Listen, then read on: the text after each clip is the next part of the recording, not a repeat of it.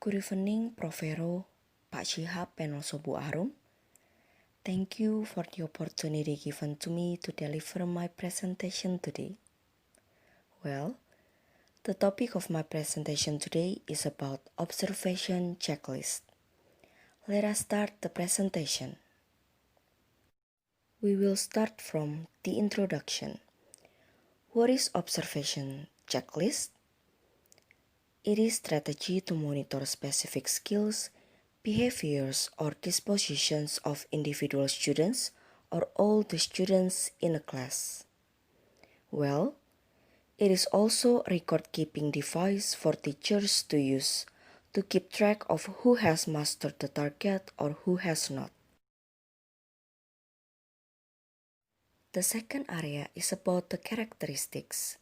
Well, effective observation checklist consists of student's name, space for 4 to 5 target area, a code or rating to determine student's proficiency, and also space for any comment.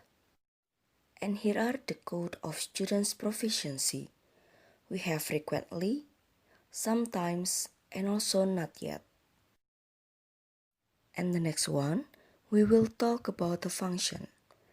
There are 4 functions of observation checklist. The first function is for teacher.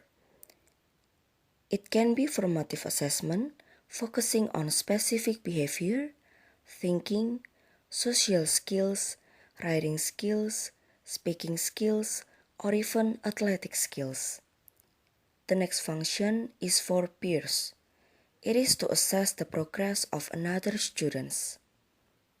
The next function is for the group. The checklist can be shared and discussed among group members to determine who needs additional help and to see how is the group performance. And the last function is other function. It can also be used as performance task assessment list. And now is, why should observation checklist? There are 4 reasons provided. The first reason, it provides a quick and easy way to observe and record many skills, criteria, and behaviors prior to the final test or summative evaluation. The second reason, it is about provide the opportunity to change gear in classroom. Well, the next reason is checklist show the teachers and the students the areas of concerns early enough to be able to help students before a test. The last reason is provide formative assessment of students' learning and also help the teacher monitor whether or not students are on the right track.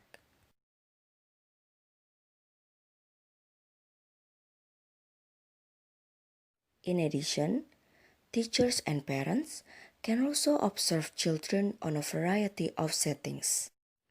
It can be in the classroom, playground, field trips, hallways, gym, individually, in groups or pairs, with younger children, with older children, or with adults. Well, everyone, it is also possible to observe children perform in variety of tasks. As you can see in the slide, there are many kinds of tasks. It can be reading, writing, computing, problem solving, singing, working, crafting, or socializing. It can also be constructing, talking, map making, classifying, listening, sorting, playing music, dramatizing, or word processing. Another task is dancing, playing, building, drawing, painting, typing, or even miming.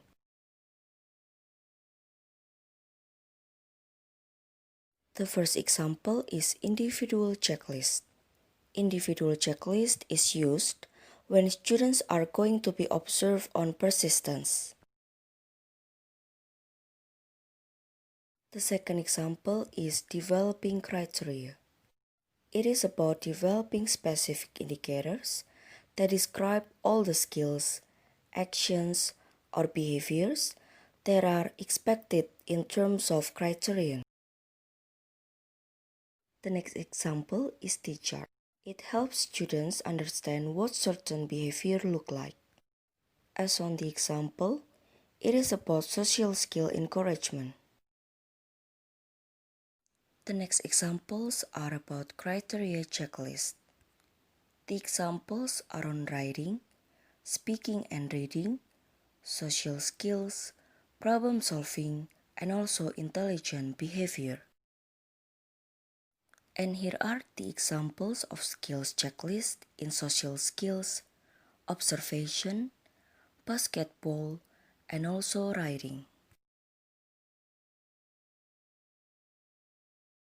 And now we come to the last example.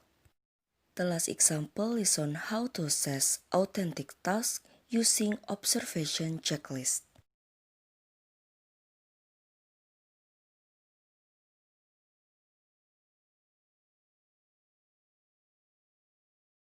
Well everyone, I think this is the end of my presentation today about observation checklist. Thank you for all of your attention, and if you have any question you can ask me later. I am Erlia, thank you and God bless you.